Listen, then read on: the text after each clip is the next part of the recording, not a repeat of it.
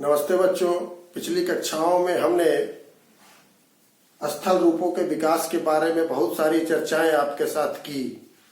आइए इसी क्रम को आगे बढ़ाते हैं और आज हम आपके साथ पवन और हिम नदी के कार्यों के बारे में चर्चा करेंगे।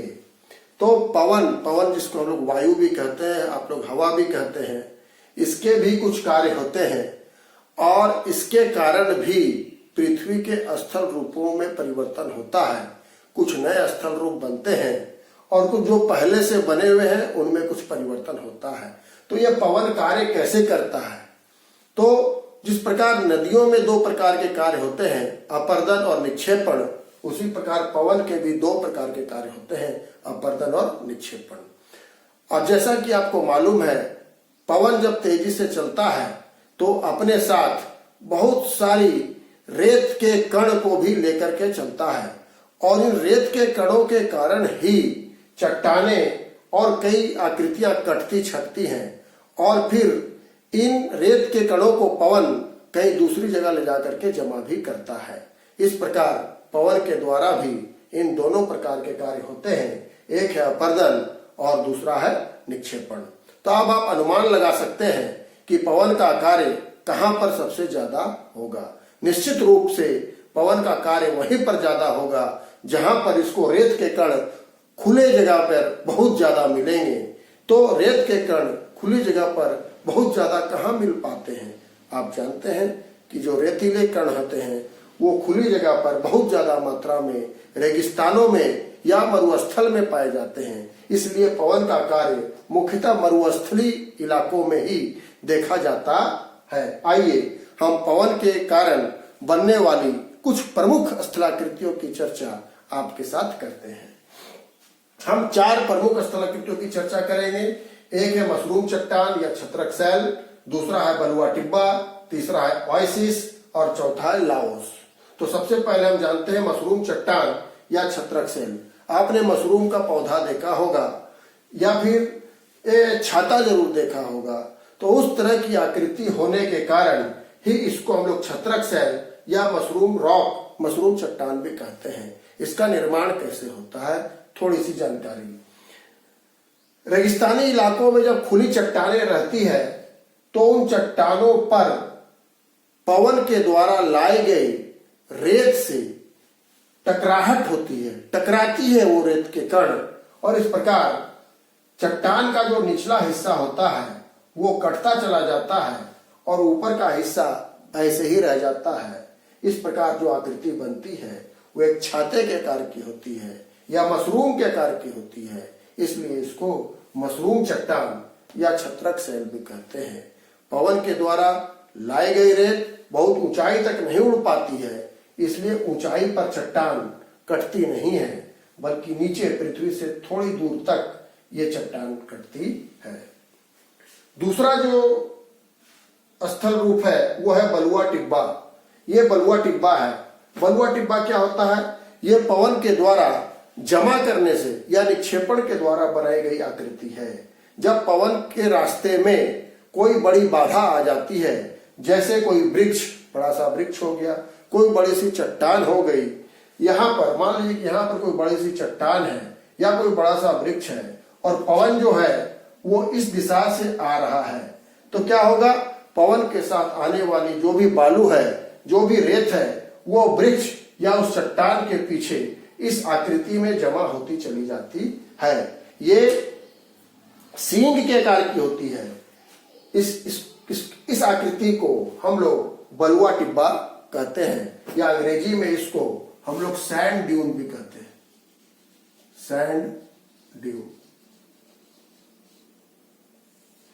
ये सैंड ड्यून एक जगह से दूसरे जगह उड़ते रहते हैं। आज कहीं पर हम लोग देखेंगे, फिर कल हो सकता है कि यहां से ये बलुआ टिब्बा हट जाए, फिर दूसरी जगह बन जाए। तीसरी जो आकृति है वो ओएसिस की है। ओएसिस क्या होता है? हम लोग पढ़े हैं निचली कक्षाओं में कि मरुस्थलों में कहीं कहीं पर पानी का कोई स्रोत मिलता है और उस स्रोत के चारों तरफ खजूर के पेड़ या और कुछ दूसरे वनस्पतियां उग जाती हैं, उसको हम लोग ओएसिस कहते हैं। पानी के स्रोत को ओएसिस कहते हैं। कैसे बनता है? पवन जब किसी एक स्थान से बालू को उड़ा करके ले जाता है, रेत को उड़ा करके ले जाता है, तो उस स्थान पर गड्ढा हो जाता है। उस गड्ढे में भूमिगत जल या किसी प्रकार से जल वहां पर भर जाता है, तो इसी स्थल रूप को हम लोग ओएसिस कहते हैं। चौथा है लाओस। लाओस क्या होता है? लाओस एक मैदान को हम लोग कहते हैं जो पवन के द्वारा निर्मित होता है। जैसे नदी के द्वारा निर्मित मैदान को हम लोग बाढ़ का मैदान कहते हैं, उसी प्रकार पवन के द्वारा निर्मित मैदान को हम लोग लाओस कहते हैं। पवन के द्वारा उड़ाई गई रेत और बालू बहुत दूर जाकर और बहुत बड़े विशाल क्षेत्र में जमा होते चला जाता है, और जमा होते होते कालांतर में बहुत समय के बाद यह पूरे मैदान का रूप ले लेता है। तो इसी मैदान को हम लोग कहते हैं लाओस। तो इस प्रकार पवन के द्वारा हमने इन 4 स्थल रूपों को पढ़ा। आइए अब हम हिम नदी के द्वारा बनाए गए स्थलाकृतियों की चर्चा करते हैं। हिम नदी, हिम का मतलब ही होता है बर्फ, और नदी मतलब नदी माने बर्फ की नदी। आप लोगों को जानकर भी अच्छा लगा होगा और आश्चर्य भी हुआ होगा कि बर्फ की नदी कैसी होती है।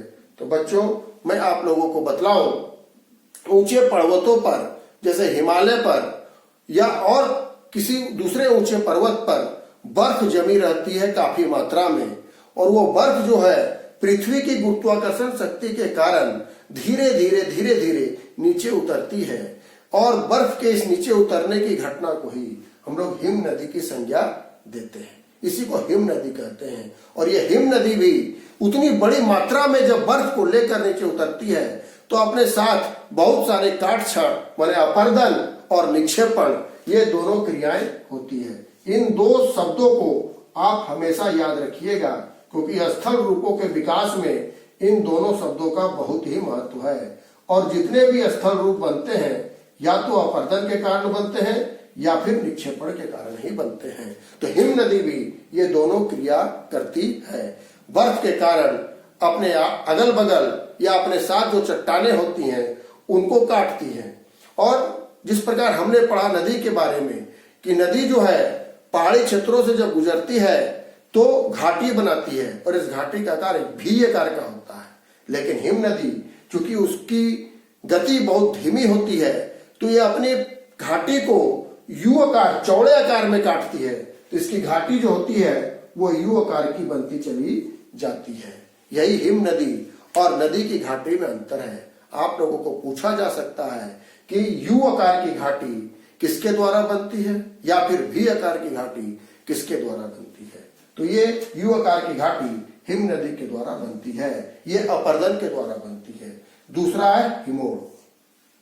हिम नदी जब बहते बहते नीचे की ओर आती है तो तापमान बढ़ता है। हम लोग जानते हैं जैसे जैसे हम जमीन से ऊपर जाते हैं तो ताप घटता है, और जमीन से नीचे आते हैं तो तापमान बढ़ता है। तो हिम नदी जब ऊपर से नीचे की ओर आती है तो तापमान बढ़ता है, और बढ़ने के कारण इसके अंदर की जो बर्फ है वो पिघलने लगती है, और तब ये बड़े बड़े चट्टानों के टुकड़ों को ढोने में असमर्थ हो जाती है और उसको वहीं पर बिछा देती है।